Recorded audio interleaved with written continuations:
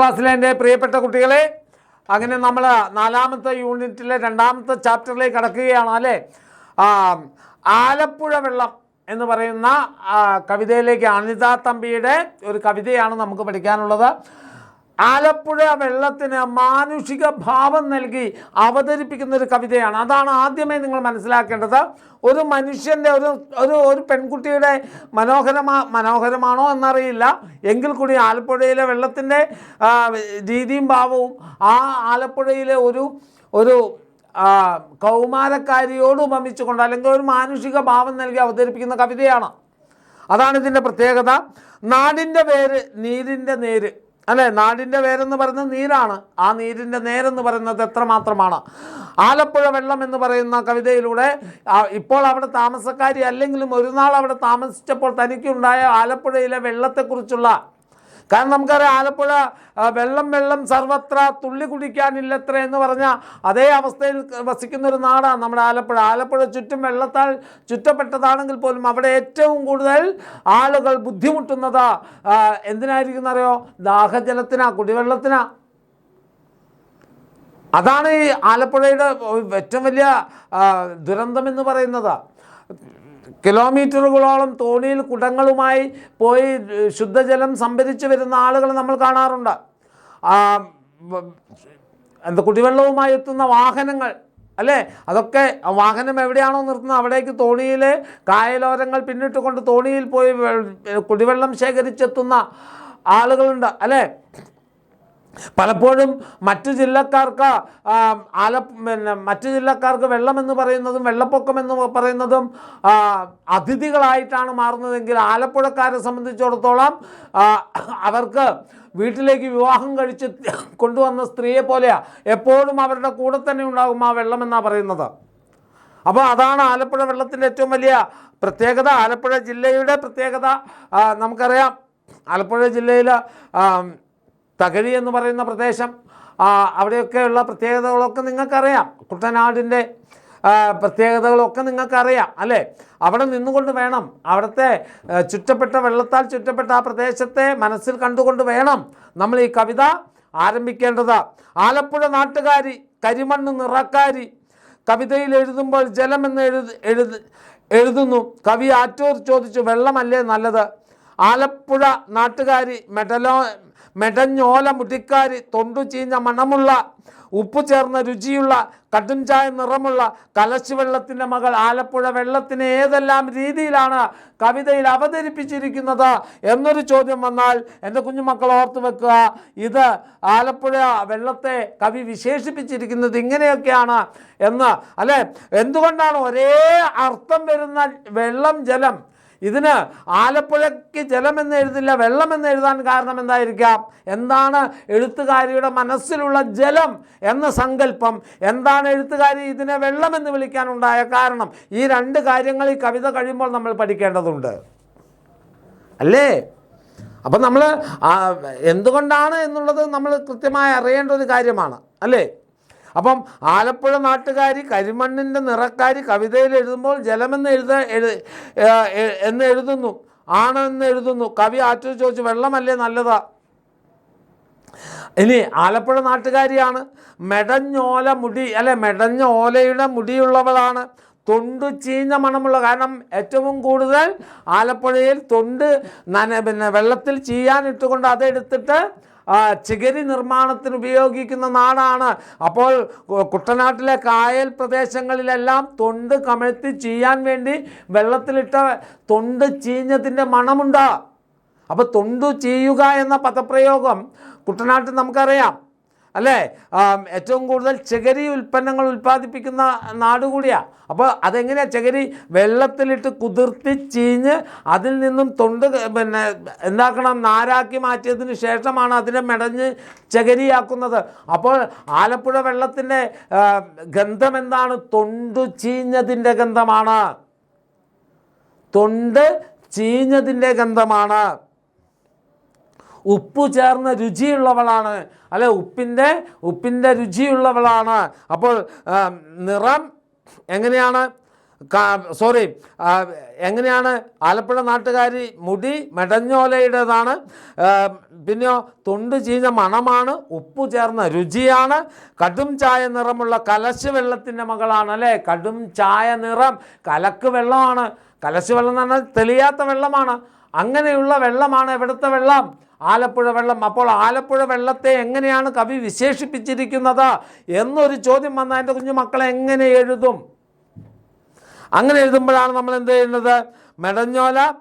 മെടഞ്ഞോല മുടിക്കാരിയും കരിമണ്ണിൻ്റെ നിറമുള്ളവളാണെന്നും തൊണ്ടു ചീഞ്ഞ മണമുള്ളവളാണെന്നും ഉപ്പ് ചേർന്ന രുചിയുള്ളവളാണെന്നും കടും ചായ നിറമുള്ളവളാണെന്നും എന്ന് ഈ രീതിയിലാണ് കവി ആലപ്പുഴ വെള്ളത്തെ അവതരിപ്പിക്കുന്നത് എന്നതായിരിക്കണം എൻ്റെ കുഞ്ഞു മക്കളുടെ ഉത്തരം എന്ന് പറയുന്നത്. ഓക്കെ ആണോ? ഇനി നോക്കൂ മക്കൾ, ജലം എന്നാൽ അവൾക്കത് വയനാട്ടിൽ, നിളനാട്ടിൽ, മലനാട്ടിൽ, തെക്കൻ നാട്ടിൽ വാഴുന്ന തെളിനീരാണ്. അതുകൊണ്ടാണ് ജലം എന്ന പ്രയോഗം, വെള്ളം എന്ന പ്രയോഗം ഉപയോഗിച്ചത്. ജലം എന്ന് പറഞ്ഞാൽ അവൾക്കത്, അല്ലെ, കവിക്ക് സംബന്ധിച്ചോ വയനാട്ടിലും നിളനാട്, അല്ലെ, നിള ഭാരതപ്പുഴയുടെ നാടാണ്.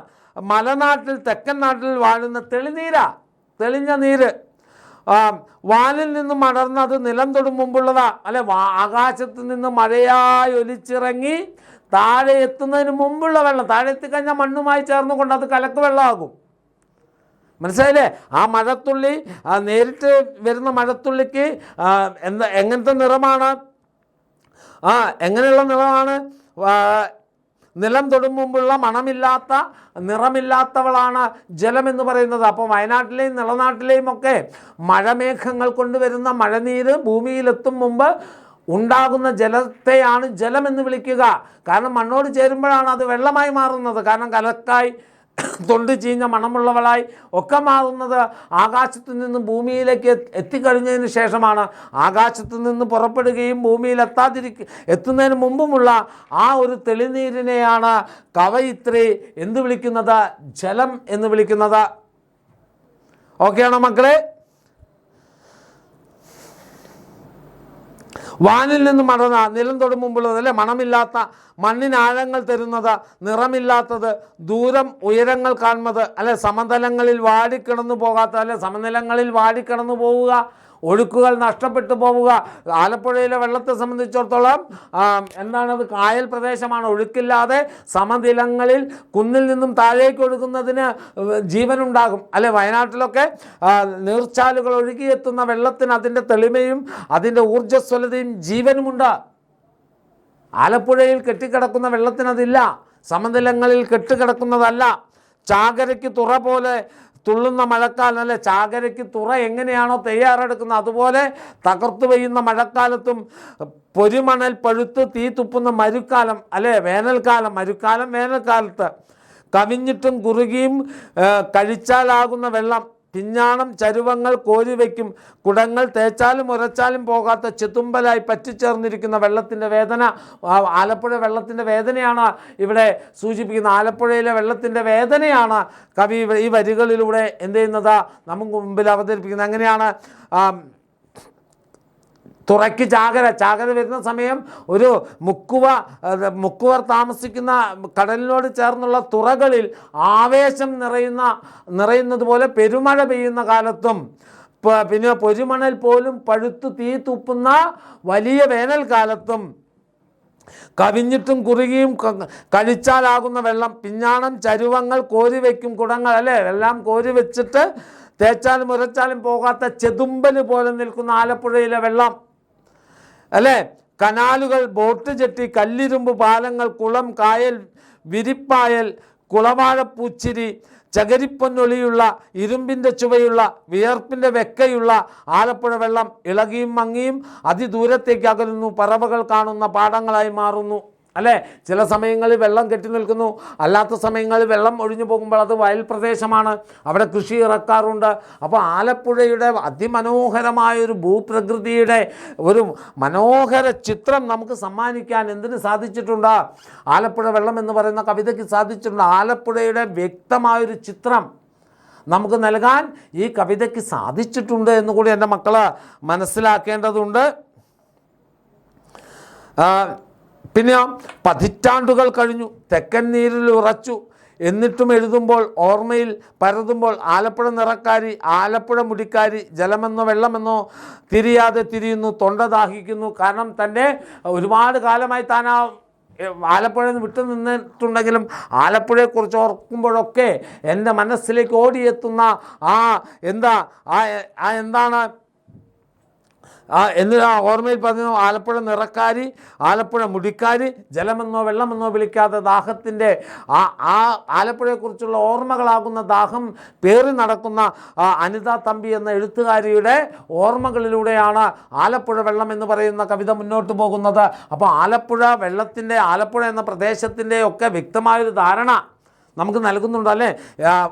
അതിൽ നിങ്ങൾ മനസ്സിലാക്കേണ്ടത് ആലപ്പുഴയിലെ വെള്ളത്തെ വിശേഷിപ്പിച്ചത് നോക്കുക. എന്തുകൊണ്ടാണ് ജലം എന്ന് പറഞ്ഞാൽ എഴുത്തുകാരിക്ക് എന്താണ് എന്നുള്ളതൊന്ന് ഓർത്ത് വെക്കുക. പിന്നെയോ പതിറ്റാണ്ടുകൾക്കപ്പുറം നാട് വിട്ടു നിൽക്കുമ്പോഴും ആലപ്പുഴ എന്ന ഗ്രാമത്തെക്കുറിച്ചുള്ള വ്യക്തമായൊരു ധാരണയും ചിത്രവും തനിക്ക് നൽകാൻ അതിന് സാധിച്ചിട്ടുണ്ട് എന്നുകൂടിയെന്ന് മനസ്സിലാക്കി വെക്കുക. ആലപ്പുഴ വെള്ളം, അനിത തമ്പി. ഇതിലൊക്കെ വരാവുന്ന ചോദ്യങ്ങളൊക്കെ നമ്മൾ ചർച്ച ചെയ്താണ്. ഇതിന്ന് നമുക്ക് വേറെ എന്താണ് പ്രധാനപ്പെട്ടതുണ്ടെന്ന് നോക്കാം. ഒരു മിനിറ്റ് മക്കൾ ശ്രദ്ധിക്കുക. കവയിത്രി ജന്മം കൊണ്ട് ആലപ്പുഴ നിറക്കാരിയും മുടിക്കാരിയുമാണ്. എന്നാൽ വളരെ കാലമായി തെക്കൻ നീരിൻ്റെ ഊരുറച്ചു പോയിരിക്കുന്നു. അതിനാൽ വെള്ളം, ജലം എന്ന് വാക്കുകൾ സ്വത്ത പ്രതിസന്ധിയുണ്ട്. ഇവിടെ വെള്ളം കലങ്ങിയതും ജലം ശുദ്ധവുമാണ്. അതാണ് ഇതിന് പ്രധാനപ്പെട്ട അംശം. കാരണം ആലപ്പുഴയിൽ ജനിച്ചവളാണെങ്കിൽ പിന്നീട് ആലപ്പുഴയെ വിട്ട് തെളിനീരിൻ്റെ നാട്ടിൽ ജീവിതം തുടങ്ങിയ ആളാണ് അനിത തമ്പി. അതുകൊണ്ട് ജലമെന്നോ വെള്ളമെന്നോ വിളിക്കാത്ത തൻ്റെ സത്വമാണ്, തൻ്റെ വ്യക്തിത്വം രണ്ടിലുമുണ്ട്. താൻ ജന്മം കൊണ്ട് ആലപ്പുഴക്കാരിയാകുമ്പോൾ വെള്ളം എന്ന പ്രയോഗത്തിൽ താനുണ്ട്. ജീവിക്കുന്നത് ശുദ്ധജലം കിട്ടുന്ന നാട്ടിലായതുകൊണ്ട് ജലം എന്നതിനും താനുണ്ട്. അപ്പോൾ തൻ്റെ വ്യക്തിത്വമാണ് ആ വെള്ളവും. അനിത തമ്പിയുടെ തന്നെ രണ്ട് വ്യക്തിത്വങ്ങളായി ജീവിതത്തിലെ രണ്ട് ഘട്ടങ്ങളായി തന്നെ കാണാൻ സാധിക്കണം. ആലപ്പുഴ വെള്ളം എന്ന പാഠം മുന്നോട്ട് വെക്കുന്ന അതൊക്കെയാണ്. അപ്പോൾ ഏകദേശം മനസ്സിലായെന്ന് ഞാൻ വിശ്വസിക്കുകയാണ്. ഇവിടെയുണ്ട് എനിക്ക് പറയാനുള്ളത്, അത് കാണുക. എന്നിട്ട് അടുത്ത മുരിങ്ങാമരത്തോപ്പുമായി നമുക്ക് വീണ്ടും കാണാം മക്കളെ. ബായ്.